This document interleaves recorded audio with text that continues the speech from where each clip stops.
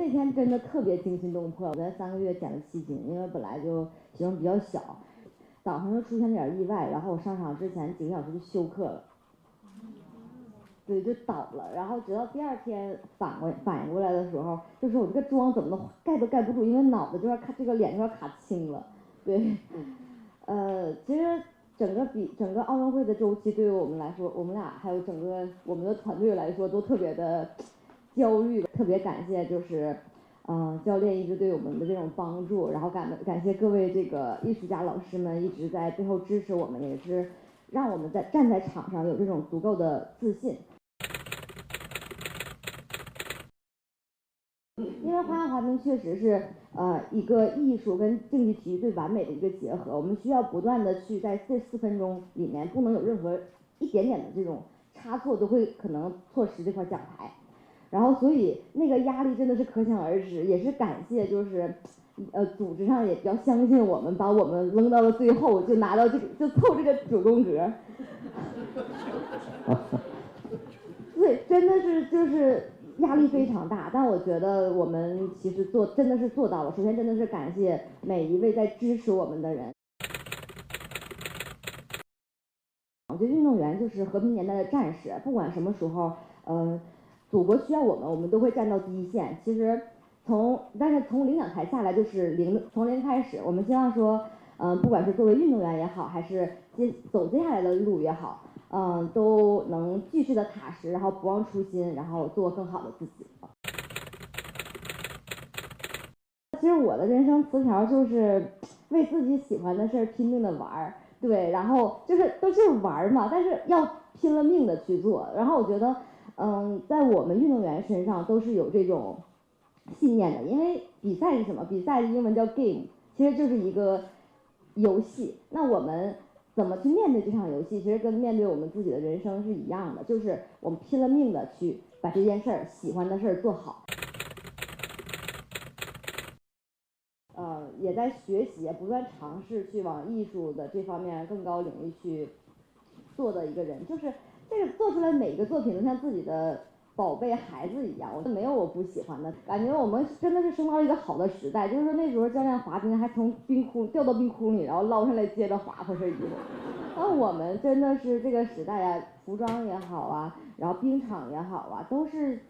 世界上最好的一个场地。所以我觉得在这么一个好的状况下，我们很难不做出好的作品。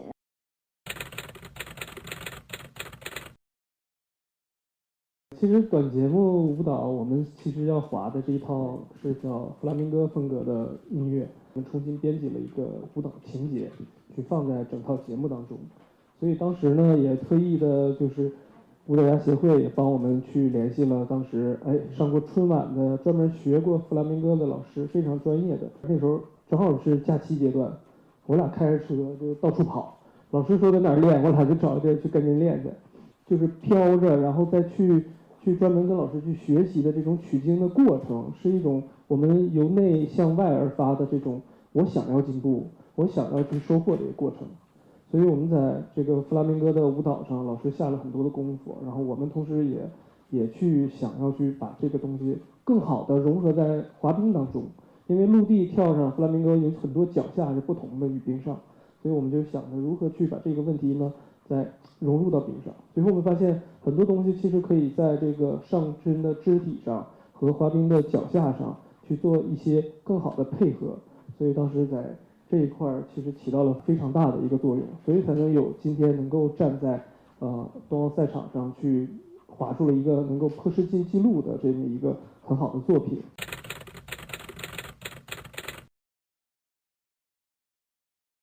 我的这个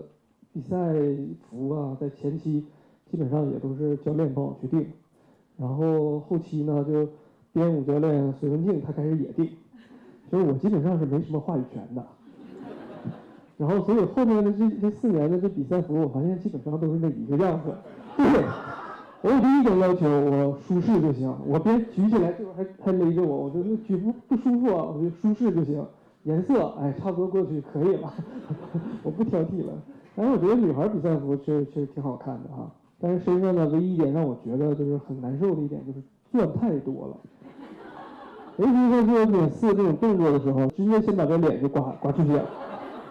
然后留着点疤，然后过了3个星期以上，慢慢消下去，再接着刮。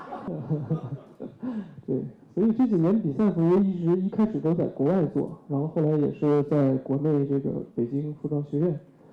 也是开始投入帮助我们去做了很多这个比赛服的设计和东西。我觉得还是从滑冰以来到现在，对，确实都是，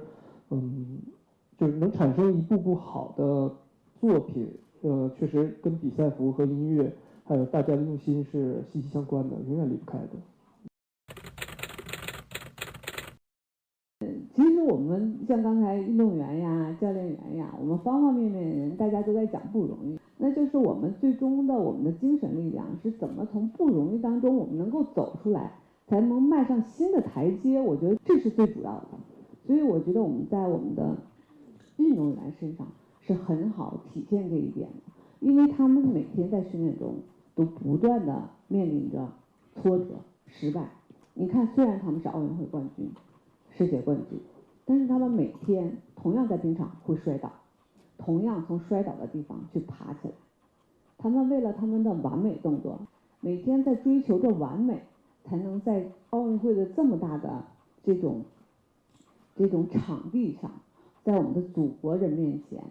去完成他们心中的梦想，完成我们其实所有人对于他们富有的这种梦想，能站到最高的领奖台上。有时候跟运动员说的最多的就是，你首先要相信自己，肯定自己，我能行，所以你会有无穷的力量。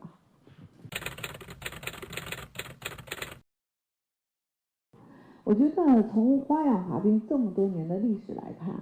其实我们在不停地输出我们中国的文化，比如说刚才说到沉入的梁祝，然后末代皇帝，